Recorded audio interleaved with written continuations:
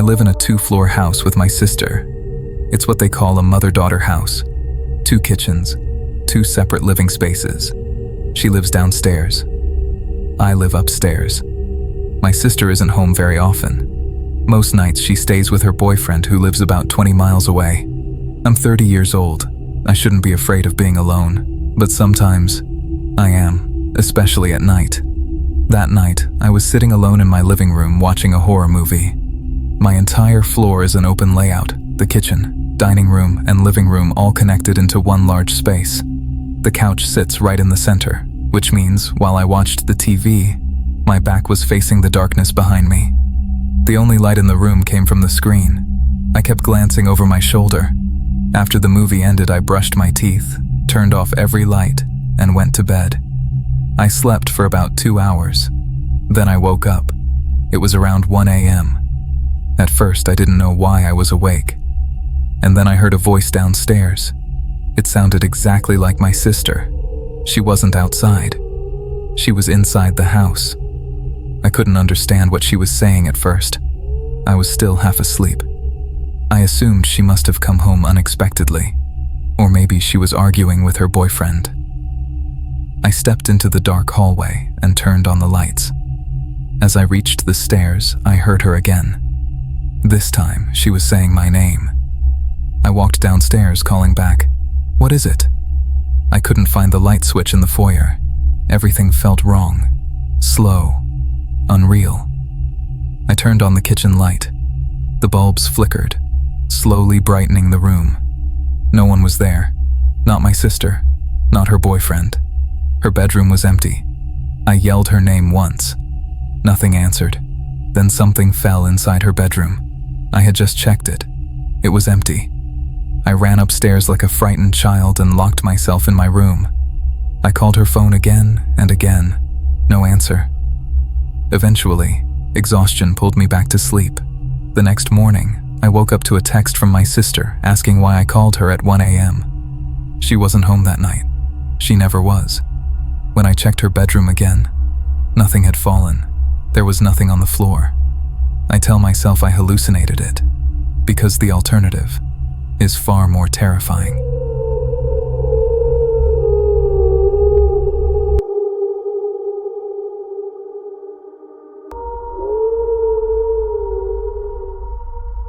I was home alone a lot as a kid. My mom worked overnight shifts as a nurse and my brother was away at college. One weekend night, a girl I liked came over. Her name was Molly. We watched a couple of movies before she had to leave. Less than 10 minutes after she walked out the door, I heard a chair scraping across the deck outside my bedroom window. I looked down. Someone was sitting in one of the chairs. I called out Molly's name thinking she'd forgotten something. The person looked up at me. It wasn't her. I backed away from the window immediately. I texted my friends thinking maybe one of them was messing with me. None of them were. When I looked again, the man was still there, staring up at my window. I shut off the TV and hid in my bed. I didn't even turn my phone screen on. I was afraid he'd see the light. After several minutes, I checked again. He hadn't moved. When I asked him what he wanted, his shoulders began shaking. He was laughing, no sound, just wheezing breath. Then he tried the back door, then the front. I was 14 years old. If the doors hadn't been locked, I wouldn't be alive today.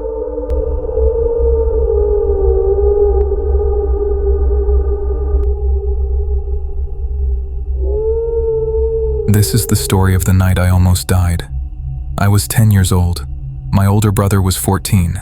My little sister was 5. It was a Friday night when the hospital called. My brother had been hit by a car. I remember my mother crying hysterically while my dad tried to calm her down. They rushed to get their coats, grabbed my sister, and asked if I was okay staying home alone. I said yes. I didn't want to see my brother in the hospital like that. After they left, the house felt unnaturally quiet. I stayed in my room playing video games until well past midnight. That's when I heard the front door open. I assumed my parents were back, but I didn't hear their voices. Minutes passed. Something felt wrong. I opened my bedroom door and looked over the banister into the living room below. The lights were off, but 3 tall figures were standing there. They weren't my family. Fear froze my body.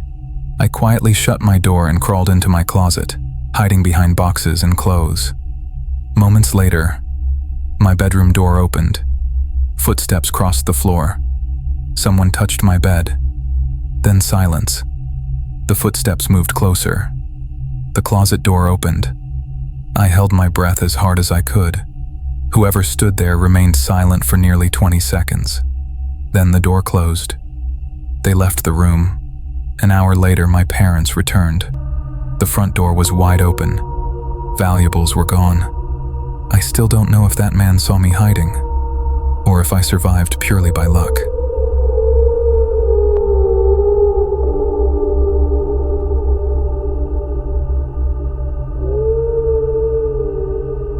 I was home alone for an entire week when I was still a teenager.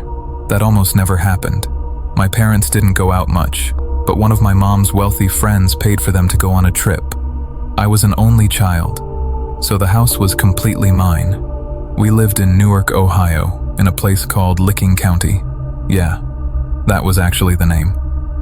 Our house sat on a quiet road where only a few cars passed each day. Behind it were thick woods, deep woods. We had a large deck overlooking them, a fish pond, and an above-ground swimming pool. This happened on a Thursday night in July of 2013. I remember because I had been texting friends about weekend plans earlier that day. That night, I was sitting alone on the deck, smoking weed, music playing through a speaker beside me. That's when it started. I thought I heard a voice coming from the woods. I turned the music down and listened. Nothing. So I turned the music back up. A few seconds later, I heard it again. This time, I shut the music off completely. The voice came from the trees, a man's voice, calm, distant. "Hey, over here." The woods were only about 20 or 30 yards away. I didn't think much of it at first. I assumed it was kids messing around, maybe playing a game in the dark. Then the voice spoke again. "Hey, over here, we need help." That's when my stomach tightened. The voice was too deep to be a kid's. And when someone says we need help, that gets your attention. I started to feel uneasy. Then the voice yelled again, "Straight in front of you, please, come help us." Now I knew it was directed at me. I hesitated, then called back, "Who is that?" The voice replied instantly, "We just need help. We're stuck in the woods." I asked what that meant. The voice only said, "Please, come here, straight in front of you." I stood up, walked down the deck stairs, and stepped onto the grass. As I moved toward the trees, I called out, "I'm coming, where are you?" The response came immediately, too immediately. "Right in front of you, I see you." I froze. Something felt wrong, deep in my gut. I asked, "Are you alone? Or with someone?" No answer. That's when I stopped walking. I slowly backed away toward the house. I didn't even want to turn my back on the woods. It finally hit me how suspicious the whole thing was.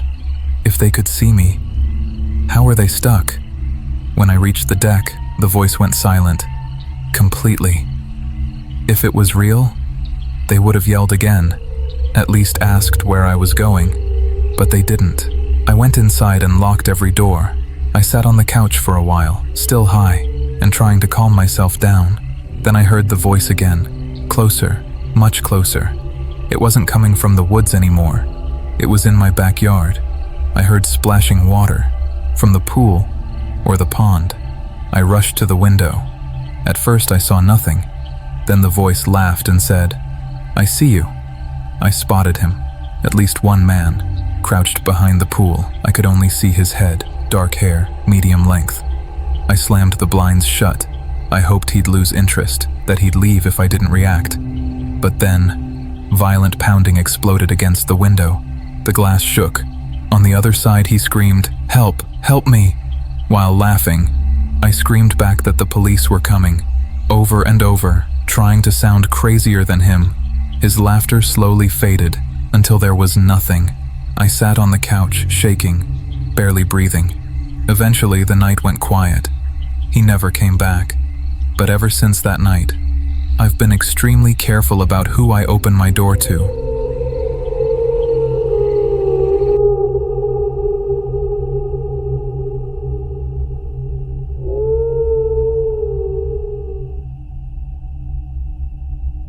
I'm 23 years old and I still live at home with my parents.